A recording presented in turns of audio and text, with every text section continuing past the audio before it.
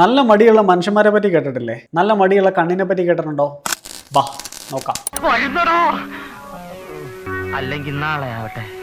എൻ്റെ കയ്യിലുള്ള ഈ മൊബൈൽ ഫോണ് ഞാൻ ഒരു മാസം യൂസ് ചെയ്യാതെ ഒരിടത്ത് മാറ്റി വെച്ചെന്ന് വിചാരിക്കുക. ഒരു മാസം കഴിഞ്ഞ് ഞാൻ ഈ ഫോൺ എടുത്ത് നോക്കി കഴിഞ്ഞ് കഴിഞ്ഞാൽ ഇതിന്റെ ബാറ്ററി ഒക്കെ ഏകദേശം ഫുള്ള് ഡ്രെയിൻ ഔട്ട് ആയിട്ടുണ്ടാവില്ലേ? ഈ ഫോണിന് എന്തെങ്കിലും കംപ്ലൈന്റ് ഉള്ളത് കൊണ്ടല്ല ഇതിന്റെ ബാറ്ററി മുഴുവൻ ഇറങ്ങിപ്പോയേ, ഈ ഫോൺ യൂസ് ചെയ്യാത്തതുകൊണ്ടാണ്. ഇനി ഫോണിന് പകരം ഇവിടെ നമ്മുടെ കണ്ണുകളാണെന്ന് വിചാരിക്കാം.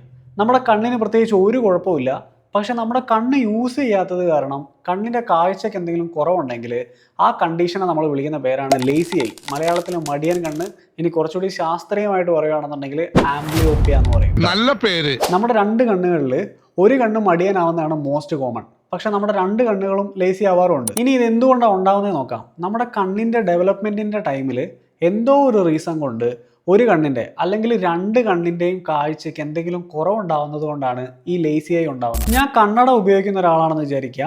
എൻ്റെ ഈ കണ്ണ് നോർമലും എൻ്റെ ഈ കണ്ണിൽ ഒരു +2.50 പവറും ഉണ്ടെന്ന് വിചാരിക്കുക. കണ്ണട വെക്കാത്ത സമയത്ത് ഈ കണ്ണിൽ നിന്ന് എനിക്ക് നോർമലായിട്ടുള്ളൊരു ഇമേജ് കാണാം, ഈ കണ്ണിൽ നിന്ന് എനിക്ക് മങ്ങിയ അല്ലെങ്കിൽ ഒരു ബ്ലേഡ് ആയിട്ടുള്ളൊരു ഇമേജ് ആയിരിക്കും കാണാം.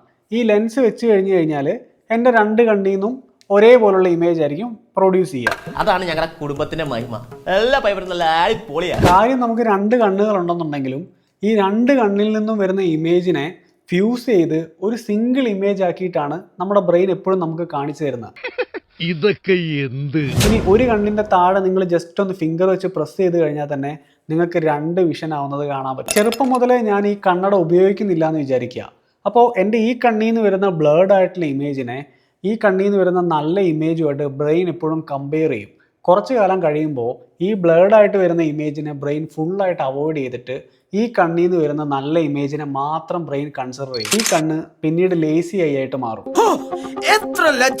ആംബ്ലിയോപ്പിയ ഒരു ഡെവലപ്മെന്റൽ ഡിസോർഡർ ആയതുകൊണ്ട് ഒരു കുട്ടി ജനിച്ച് 6 വയസ്സാവുന്നത് വരെയുള്ള ഓരോ വർഷ ഇടവേളയിലും ഐ ടെസ്റ്റ് ചെയ്യുന്നത് എപ്പോഴും നല്ലതാണ്. പ്രോപ്പർ ആയിട്ടുള്ള വർക്കപ്പ് ചെയ്ത് കഴിഞ്ഞാൽ എഫക്റ്റീവ് ആയിട്ടുള്ള റിസൾട്ട് ഉണ്ടാവും. ഏജ് കൂടുന്തോറും റിസൾട്ട് കുറഞ്ഞു വരും. അപ്പം ഓക്കെ, ബൈ.